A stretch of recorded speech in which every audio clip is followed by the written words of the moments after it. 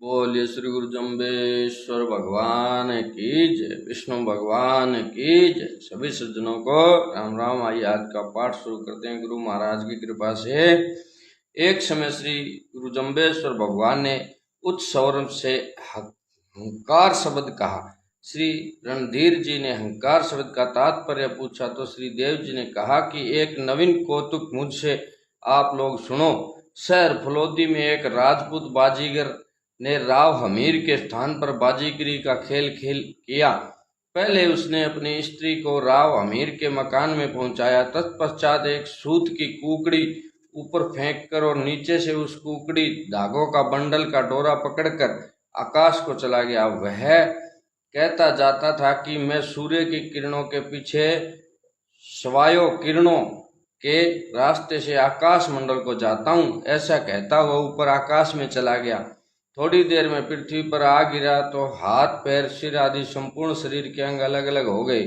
उसकी स्त्री ने अपने स्वामी की ऐसी दशा देखकर काठ मंगाया और चिता बनाकर अपने पति की देह अपने समीप रखकर सती हो गई। थोड़ी देर पश्चात उस बाजीगर ने आकर राव हमीर को प्रणाम किया और कहा कि मेरी स्त्री को मंगा दो, मैं अब जाता हूँ। राव अमीर ने उत्तर दिया कि वह स्त्री तो तेरी मृतक देह के साथ सती हो गई, अब उसको कहाँ से मंगा दे। तदंतर राव अमीर के घर से आवाज मारकर उसने अपनी स्त्री को बुला लिया। इस दृश्य को देखकर सब चकित हुए। राव हमीर ने उस बाजीगर को इनाम में एक ऊंट दिया। वह बाजीगर अब हमारे समीप आ रहा है। वह ननेऊ नामक गांव में खेजड़ी काट रहा है। श्री आचार्य जी के इस कथन के थोड़ी देर बाद वह राजपूत बाजीगर स्त्री सहित 2 ऊंट लेकर श्री जम्बेश्वर भगवान के पास आ गया। जमाती पुरुषों ने उस बाजीगर से सारा वृत्तांत जो श्री गुरुदेव जी ने वर्णन किया था ज्यों का त्यों सुना। उस समय मनुष्यों को श्री देव जी पर पूर्ण श्रद्धा व विश्वास हुआ। वे कहने लगे कि हे देव, आपका कथन सत्य है। अब हमारे मन का संदेह व भ्रम नष्ट हो गया। इस बात को सुनकर श्री देव जी ने कहा कि आप लोग किसी के दिखावे स्वांग में आकर उत्तम विष्णु धर्म को मत छोड़ना। पुनः श्री देव जी ने निम्नलिखित शब्द सुनाया। ओम छंदे मंदे बालक बुद्धे कूड़े कपटे रिद्धने सिद्धे, मेरे गुरु जो दीनी शिक्षा सर्व आलिंगन फेरी दीक्षा, जान अजान भैवा जब जब सर्व आलिंगन मेटे तब तब, ममता हस्ती बांध्या काल काल पर काले परसत डाल, ध्यान न डोले मन न टले अहनिश ब्रह्म ज्ञान उचरे, कायापत नगरी मनपत राजा पंच आत्मा परिवारू, है कोई आछे मही मंडल सूरा, मन राया सु जूझ रचायले, अदगा दगायले अम्ब सा बसायले, अनभे माघ पाल ले सत सत भाषत गुरु रायो जरा मरण सो भांगू। व्याख्या। ओम छंदे मंदे बालक बुद्धे, हे शिष्यो, जो व्यक्ति बालकों की भांति केवल दिखावे में आकर अपने उच्च व स्थिर लक्ष्य को छोड़ देता है वह किसी भी प्रकार की सिद्धि व सफलता को प्राप्त नहीं कर सकता। बाजीगरी का कार्य तो असत्य व मन को लुभाने वाला मोहित करने वाला होता है। अतः इस प्रकार के कार्यों से व्यवहारिक व परमार्थिक कोई भी कार्य नहीं हो सकता। मेरे गुरुजी दीनी शिक्षा सर्वालिंगन फेरी तब दीक्षा। पुनः श्री देव जी ने कहा, मेरे सतगुरु श्री गोरखनाथ जी ने मुझे उत्तम अष्टांग योग की दीक्षा देकर मुझे दीक्षित किया था। अर्थात मैंने अपने गुरु से उत्तम योग की शिक्षा लेकर दीक्षित संन्यास आश्रम ग्रहण किया था। उस संन्यास को ग्रहण करने पर मैंने गृहस्थ के सभी चिन्हों व संबंधों को छोड़ दिया। संन्यास लेने पर दीक्षित व्यक्ति जन कल्याण के लिए कुछ व्यवहारिक कार्य कर सकता है, जैसे उत्तम ज्ञान का उपदेश करना, सात्विक विधि पूर्वक यज्ञ करना, धर्म ग्रंथों को पढ़ना व पढ़ाना आदि। जान अजान भैवा जब जब, सर्व आलिंगन मेटा तब तब, जब जब व्यक्ति थोड़ा बहुत ज्ञान होने पर अथवा अज्ञान अवस्था में अहंकार पूर्वक अनुचित कार्य में प्रवृत्त होते हैं तब तब संसार को छोड़े हुए सन्यासी पुरुष सब भूत प्राणियों के हितार्थ उन अहंकारी व अज्ञानी व्यक्तियों को उपदेश कर उनकी दुष्वृत्तियों को दूर करते हैं। ममता हस्ती बांध्या काल काल पर काले परसत डाल, संन्यास धारण कर ममता रूपी हस्ती को काल रूपी जंजीर से साधना कर बांध लेना चाहिए। अर्थात कुछ काल तक शास्त्र के अनुसार गुरुमुख से मंत्र लेकर दृढ़ साधना करने से संसारिक मोह ममता आदि विकार समाप्त हो जाते हैं। अथवा मैंने ममता रूपी हस्ती को कुछ काल में ही वश में कर बांध लिया है। प्रतिदिन साधना को युक्ति पूर्वक बढ़ाते हुए चरम सीमा तक पहुंच जाना चाहिए, अर्थात आत्मा का अनुभव या परमात्मा का दर्शन कर लेना चाहिए।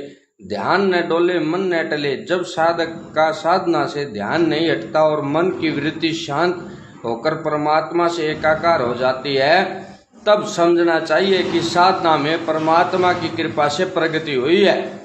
ऐसे उच्च साधक अधिकतर आत्मा और परमात्मा विषयक ही बातें करते हैं, अर्थात उसे संसारिक बातों में सुख दिखलाई नहीं देता। कायापत नगरी मनपत राजा।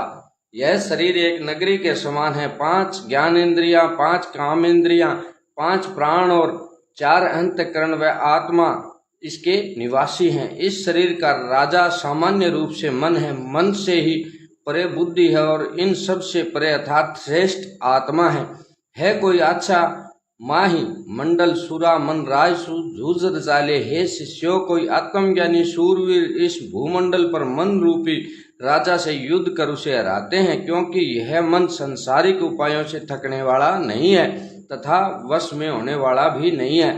अतः इसे आत्मज्ञान के द्वारा थकाने तथा वश में करने वाले थोड़े ही महापुरुष होते हैं। गीता में भी कहा है, श्री कृष्ण ने, हजारों व्यक्तियों में कोई एक मेरी ईश्वर की प्राप्ति के लिए यत्न करता है और उन यत्न करने वाले योगियों में भी कोई एक मेरे परायण होकर मुझे तत्व से जानता है। मन के बारे में भी गीता जी में कहा है। श्री कृष्ण भगवान बोले, हे अर्जुन, निसंदेह मन चंचल और कठिनता से वश में होने वाला है, परंतु हे कुंती पुत्र अर्जुन, वह अभ्यास और वैराग्य से वश में हो जाता है। अनबे मार्ग पाल ले। बार बार आत्म चिंतन करते हुए आत्मा के अनुभव के मार्ग का पालन करे, अर्थात आत्म चिंतन के अभ्यास को कभी न छोड़े। सत सत भाषत गुरुरायो। इन सभी बातों को मैंने सतगुरु ने यथार्थ कहा है तथा मैं कह रहा हूँ। जो मेरे कथना अनुसार उच्च लक्ष्य रखकर श्रद्धा पूर्वक साधना करता है या करेगा, उसके जरा मृत्यु भय आदि विकारों को दूर करता हूँ तथा करूँगा। एक ज्योतिष ने आकर श्री देव जी से प्रार्थना की कि आप मुझे कोई वैदिक वार्ता सुनाए। मैं नित्य प्रति वेद की ऋचाओं का पाठ करता हूँ। मेरा यह नियम है कि वेद शास्त्र के अतिरिक्त किसी अन्य पुस्तकों को नहीं पढ़ता, अर्थात मुझे केवल वेद में ही श्रद्धा है। तब श्री जम्बेश्वर भगवान ने शब्द सुनाया, ओम काया कोट पवन कुटवाली कुक्रम कुलप बनायो, माया जाल भ्रम का संकल्प बहुजग रैया छायो, पढ़ वेद कुराड़ कुमाया जालू दंत कथा जुग छायो, सिद्ध साधक को एक मतो जिन जीवित मुक्त दृढ़ायो, जुगा जुगा को जोगी आयो, सतगुरु सिद्ध बतायो, सहज सनानी केवल ज्ञानी ब्रह्म ज्ञानी, सुकृत अहल्यो न जाई, क्यों क्यों बनता क्यों क्यों सुनता, समझ बिना कुछ सिद्धि न पाई। व्याख्या, ओम काया कोट पवन कुटवाली। हे जिज्ञासु, यह शरीर एक कोट किला है और प्राण वायु इस शरीर रूपी किले का रक्षक है। जब तक प्राण वायु इस शरीर में रहती है तब तक इस शरीर की स्थिति जानो। यह प्राणी नाना प्रकार के जो इस देह में निषिद्ध कर्म करता है, उन कर्मों का ही इस किले शरीर के ताला लगा हुआ है, अर्थात कुकर्मों के कारण व्यक्ति को यथार्थ ज्ञान आत्मज्ञान नहीं होता। माया जाल भ्रम का संकल्प बहुजुग रिया छायो। त्रिगुण वाली माया के जाल तथा भ्रम रूपी जंजीर में सब जगत बंधा हुआ है।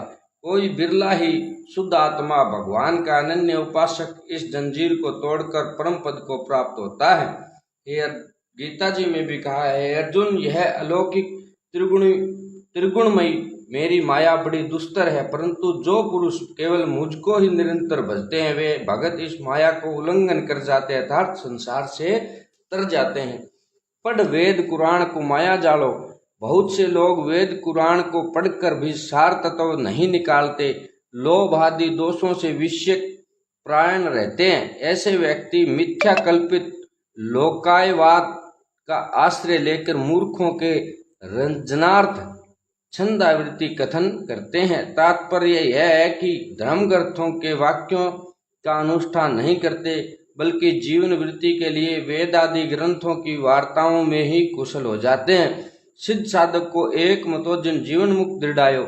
सिद्ध पुरुषों का व साधक जनों का एक ही मत है कि मुख्य सिद्धांत व सत्य मार्ग जानना चाहिए। ऐसे व्यक्ति साधक ही जीवन मुक्ति का पूरा आनंद लेते हैं, अथवा जो व्यक्ति श्रद्धा पूर्वक शास्त्र अनुसार जीवन व्यतीत करता है वह जीवन मुक्त हो जाता है। जुगा जुगा को जोगी आयो, सतगुरु सिद्ध बतायो। मैं युग युगांतरों का योगी सम्रातल पर आया हूँ, केवल लोक संग्रह के लिए और जिज्ञासु जन के बोधार्थ ज्ञान करवाने के लिए मैंने श्री गोरखनाथ जी से शिक्षा दीक्षा ग्रहण की है।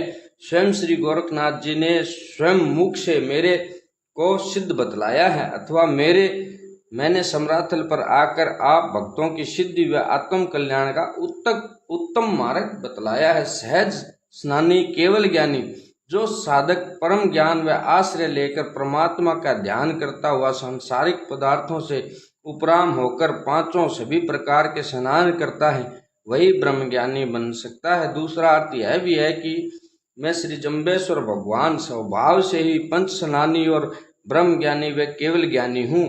साधक को शुभ कर्म सदा करते रहना चाहिए, क्योंकि सुक्रम का फल कभी व्यर्थ नहीं जाता।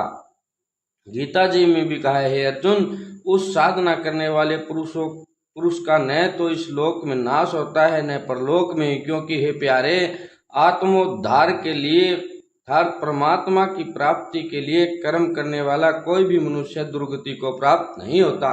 क्यों बनता, क्यों सुनता, समझ बिना कुछ सिद्धि न पाई। विवेक वैराग्य श्रद्धा आदि गुणों के बिना वेद आदि उत्तम शास्त्रों को क्यों पढ़ते व सुनते हो। अर्थात विवेक वैराग्य श्रद्धा आदि गुणों को सत्संग आदि से धारण कर फिर विचार पूर्वक ग्रंथों का पाठ करो तथा दूसरों को सुनाओ। बिना समझे पढ़ने व सुनने से किसी प्रकार की सिद्धि सफलता नहीं मिलती। जब शास्त्रों की बातें पूर्णतः समझ में आ जाए तब उन बातों को पूर्णतः पालन करने पर जीवन में सफलता प्रकाश की प्राप्ति होती है। बोलिए श्री गुरु जम्बेश्वर भगवान की जय। आगे का पाठ कल करेंगे। हरिओम विष्णुवे नमो नमः।